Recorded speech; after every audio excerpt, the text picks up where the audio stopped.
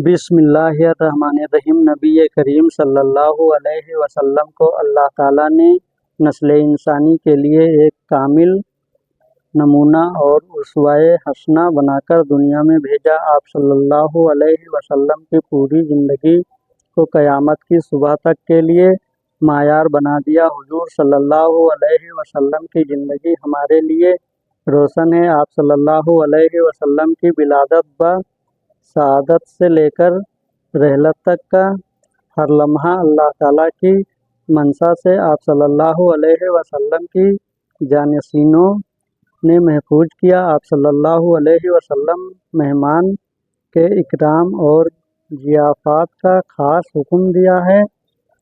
आप सल्लल्लाहु अलैहि वसल्लम ने इरशाद फरमाया, जो शख्स आखिरत के दिन पर ईमान लाता हो उसके लिए ज़रूरी है कि वह अपने मेहमान का इकराम करे। मेहमान का जायज़ा एक दिन एक रात है और मेहमानी 3 दिन 3 रात है, और मेहमान के लिए यह बात जायज़ नहीं कि वह इतनी देर तक क़याम करे कि जिससे मेज़बान मुसीबत में पड़ जाए। एक सहाबी फरमाते हैं, एक शख्स हुजूर पुरनूर सल्लल्लाहु अलैहि वसल्लम का मेहमान बनकर आया। उस वक्त आप सल्लल्लाहु अलैहि वसल्लम के पास कोई ऐसी चीज़ न थी जिससे उसकी मेहमान नवाजी फरमाते। आप सल्लल्लाहु अलैहि वसल्लम ने मुझे एक यहूदी शख्स के पास भेजा और मुझसे फरमाया कि उससे कहो, मोहम्मद मुस्तफ़ा सल्लल्लाहु अलैहि वसल्लम कहते हैं कि मेरे पास मेहमान आया है, इसलिए मुझे रजब का चाँद नज़र आने तक आटा कर्ज दे दो।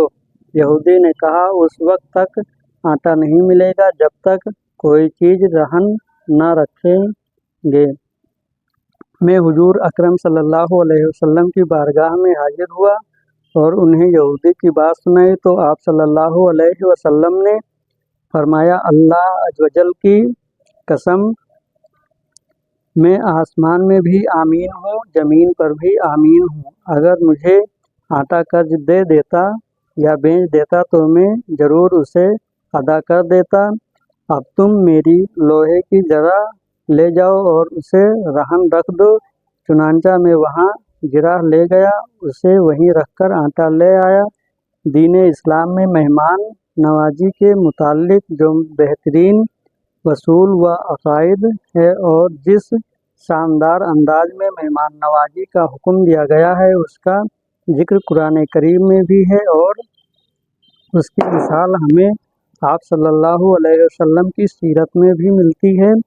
और मुसलमान ने मेहमान नवाजी को अपना शआर बना रखा है। मेहमान नवाजी इलामत ईमान में से है और तमाम अंबिया अलैहिस्सलाम की सुन्नत है।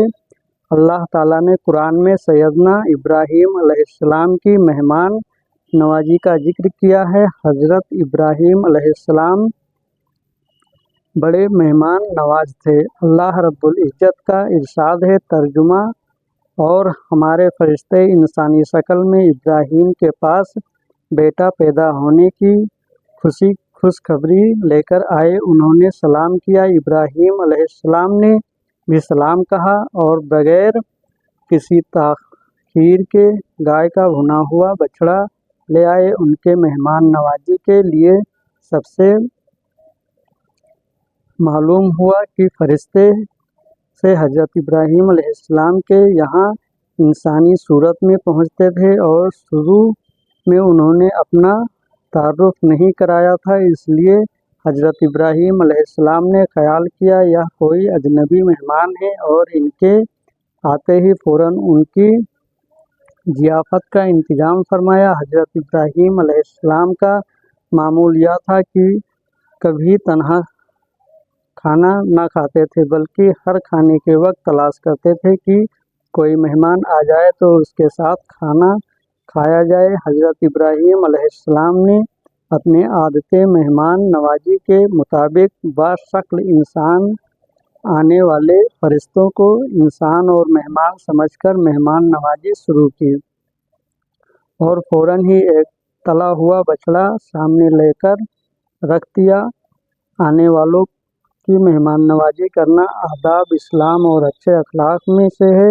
अंबिया व सालेह की आदत है جب آپ صلی اللہ علیہ وسلم غار حرا سے واپس آئے تو سیدہ خدیجہ رضی اللہ تعالیٰ عنہا نے آپ کو ڈھارس بندھائی اور فرمایا اللہ کبھی آپ کو رسوا نہیں کرے گا، آپ تو اخلاق افضلہ کے مالک ہیں، مفلسوں کے لیے آپ کماتے ہیں۔ اور خصوصیات کے ساتھ آپ صلی اللہ علیہ وسلم کی مہمان نوازی کے متعلق سیدہ نے فرمایا آپ مہمان نوازی کرتے ہیں اور مہمان نوازی میں آپ صلی اللہ علیہ وسلم بے مثال ہیں۔ یہ بات یاد رکھنے کی ہے، کیا آپ صلی اللہ علیہ وسلم صرف مسلمان اور جاننے والوں کی مہمان نوازی نہیں کرتے تھے بلکہ کفار کی بھی مہمان نوازی فرماتے تھے۔ مہمان نوازی صرف مسلمان کے ساتھ خاص نہیں بلکہ اگر کوئی بھی ہو دروازے پر آ جائے تو اس کی ضیافت کرنی چاہیے اور اسے پیٹ بھر کھانا کھلانا چاہیے۔ حضرت ابو ہریرہ رضی اللہ تعالیٰ عنہ سے روایت ہے کہ نبی صلی اللہ علیہ وسلم کے پاس ایک مہمان آیا، وہ شخص کافر تھا۔ رسول اللہ صلی اللہ علیہ وسلم نے اس کے لیے ایک بکری کا دودھ دہنے کا حکم دیا، اس نے دودھ پی لیا۔ پھر دوسری بکری کا دودھ دہنے کا حکم دیا، اس نے اس کو بھی پی لیا۔ پھر ایک بکری کا دودھ دہنے کا حکم دیا، اس نے اس کو بھی پی لیا، حتیٰ کہ اس نے اسی طرح 7 بکریوں کا دودھ پی لیا۔ پھر اس نے صبح کو اسلام قبول کر لیا۔ اسی طرح ایک مرتبہ آپ صلی اللہ علیہ وسلم کے پاس ایک مہمان آیا، وہ آپ صلی اللہ علیہ وسلم نے ایک یہودی کے پاس اپنی زرع رہن یعنی گروی رکھ کر اس کی ضیافت فرمایا۔ آپ صلی اللہ علیہ وسلم کی بارگاہ میں جو بھی وافد آتے تھے ان کی خوب مہمان نوازی فرماتے تھے۔ حدیث کی کتاب میں آتا ہے کہ آپ صلی اللہ علیہ وسلم کی خدمت میں جو وافد آتے، آپ صلی اللہ علیہ وسلم کی ان کی خاطرداری اور مہمان نوازی کا ذمہ صحابہ کے سپرد فرماتے تھے۔ ایک دفعہ قبیلہ عبد القیس کے مسلمانوں کا وفد آپ صلی اللہ علیہ وسلم کی خدمت میں حاضر ہوا تو آپ نے انصار کو ان کی مہمان نوازی کا ارشاد فرمایا، چنانچہ انصار ان مہمانوں کو اپنے ساتھ لے گئے۔ صبح کے وقت وہ لوگ حاضر ہوئے تو آپ نے دریافت فرمایا کہ تمہارے میزبانوں نے تمہاری خاطرداری کیسے کی؟ انہوں نے کہا، یا رسول اللہ صلی اللہ علیہ وسلم بڑے اچھے لوگ ہیں، ہمارے لیے نرم بستر بچھائے، عمدہ کھانا کھلائے اور پھر رات بھر کتاب و سنت کی تعلیم دیتے رہے۔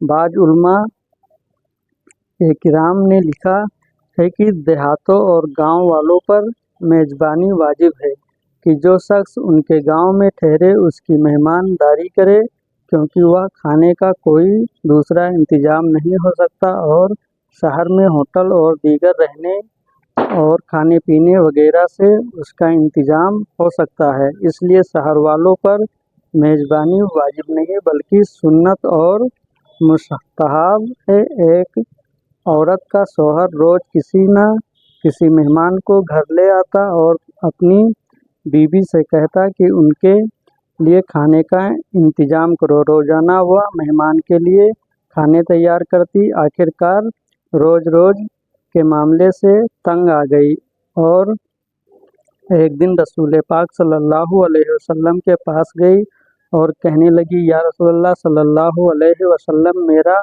شوہر ہر روز کسی نہ کسی مہمان کو گھر لے آتا ہے اور میں کھانا بنا بنا کر تھک جاتی ہوں۔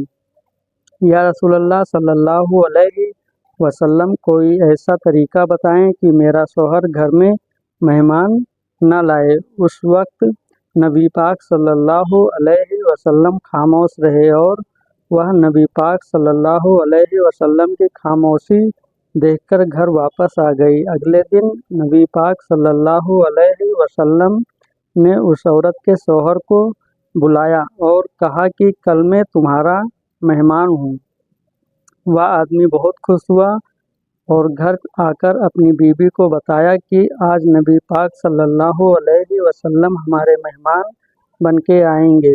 उसकी बीवी बहुत खुश हुई और जल्दी से अच्छे अच्छे खाने बनाने लगी। जब नबी पाक सल्लल्लाहु अलैहि वसल्लम उस औरत के घर आए तो नबी पाक सल्लल्लाहु अलैहि वसल्लम ने उसके शौहर से कहा कि जब मैं खाना खाकर वापस जाने लगूंगा तो अपनी बीवी से कहना मेरे घर से निकलने तक पीछे देखती रहे। उसकी बीवी ने ऐसा ही किया। जब नबी पाक सल्लल्लाहु अलैहि वसल्लम वापस जाने लगे तो उस औरत ने क्या देखा कि रसूलुल्लाह सल्लल्लाहु अलैहि वसल्लम के साथ बिच्छू, सांप और कीड़े मकोड़े सब साथ जा रहे थे।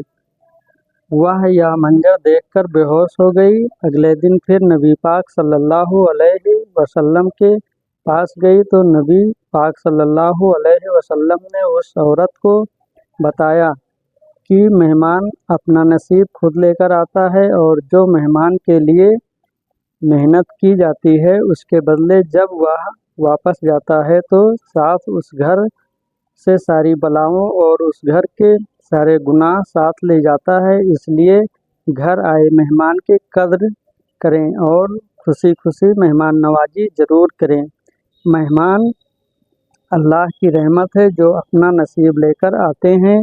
लेकिन भाई अफसोस के साथ कहना पड़ता है कि आप सल्लल्लाहु अलैहि वसल्लम और सहाबा किराम व बुजुर्गों के इतने शानदार उसवा होने के बावजूद भी मुसलमानों में मजमूई तौर पर मेहमान नवाजी की सिफत ख़त्म होती जा रही है। हमें चाहिए कि गुजादारी की बजाय घर में जो माँ हज़ार है उसको मेहमान के सामने खंदा पेशानी से पेश करें ताकि मेहमान नवाजी भी हो और सवाब भी मिले। घर में कुछ खास ना होने की वजह से मेहमान नवाजों को तर्क करना मुनासिब नहीं। आप सल्लल्लाहु अलैहि वसल्लम और आपके सहाबा किराम व अहले बैत की सीरत हमारे सामने है। आप सल्लल्लाहु अलैहि वसल्लम ने कभी भी मेहमानों को बगैर मेहमान नवाजी और इकराम के